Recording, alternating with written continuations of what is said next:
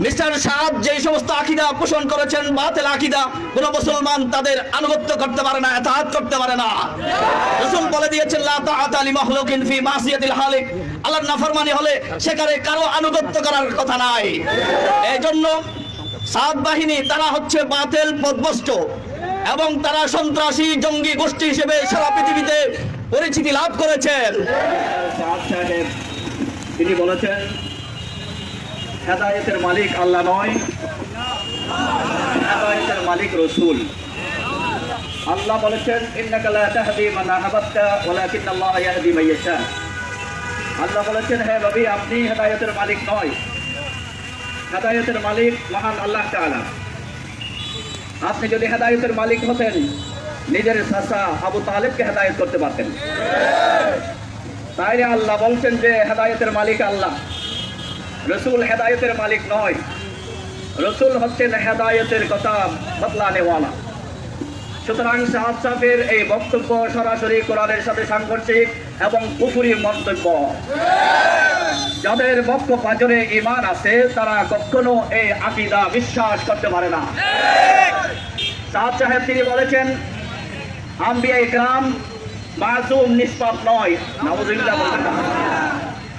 অথচ আহলে সুন্নাত ওয়াল জামাতের আকীদা হচ্ছে সমস্ত আম্বিয়া ইকরাম মাসুম নিষ্পাপ। এর বিভিন্ন কারণ আছে।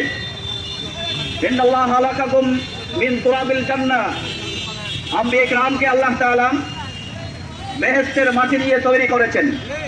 বেহেশতের মাটির স্বভাব হচ্ছে ভালো কাজের দিকে ধাবিত করা, খারাপ কাজ থেকে বারণ করা। আল্লাহ তাআলা আমাদেরকে দুনিয়ার মাটি দিয়ে তৈরি করেছেন। দুনিয়ার মাটির স্বভাব হচ্ছে ভালো কাজের দিকে ধাবিত করা এবং মন্দ কাজের দিকে আকৃষ্ট করা। এই হিসেবে আম্বিয়া ইকরাম ওনারা গুনাহ থেকে মাসুম নিষ্পাপ। দ্বিতীয় নম্বর কারণ হচ্ছে লিয়ান্নাহুম ইয়ারাউনা জালালাতুল্লাহি ফি কুল্লি হাল, আম্বিয়া ইকরাম আল্লাহ তাআলার বড়ত্ব সব সময় দেখেন, এজন্য ওনারা গুনাহ করেন না।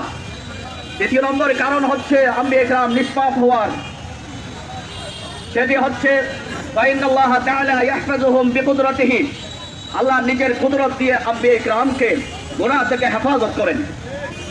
আমাদের দেশে যখন মুষলধার বৃষ্টি হয়, খালে নদীতে পানির বন্যা স্রোত বেড়ে যায়, স্রোত যখন বেড়ে যায় সেখানে ময়লা আবর্জনা পড়লে নদীর তল দেশে যেতে পারে না। স্রোত ময়লা আবর্জনাকে সমুদ্রে পৌঁছিয়ে দেয়।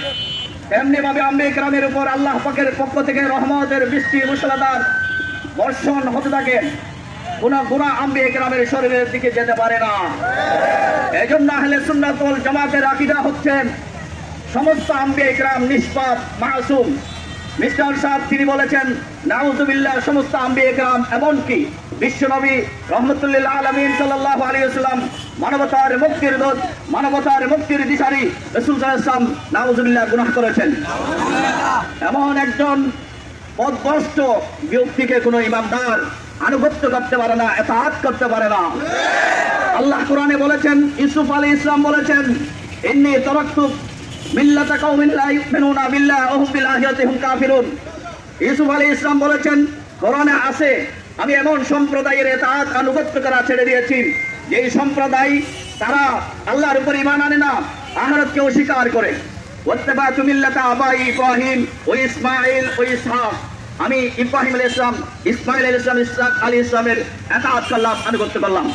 এই আয়াত থেকে বোঝা যাচ্ছে যে যারা বাতিল আকীদা পোষণ করে তাদের ইতাআত করা নাই, এবং যারা আল্লাহর আইন অনুযায়ী কোরআনের আয়াত অনুযায়ী যারা আকীদা পোষণ করে তাদের ইতাআত করা আছে।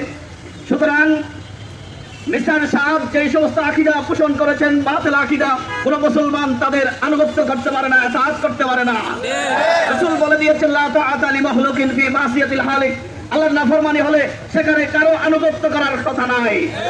এজন্য সাদ বাহিনী তারা হচ্ছে বাতিল পথভ্রষ্ট এবং তারা সন্ত্রাসী জঙ্গি গোষ্ঠী হিসেবে সারা পৃথিবীতে পরিচিতি লাভ করেছেন। তারা অন্যায়ভাবে মুসলমানদের উপর হামলা চালিয়ে এই যাবৎ পর্যন্তকে শাহাদত বরণ করাইছেন।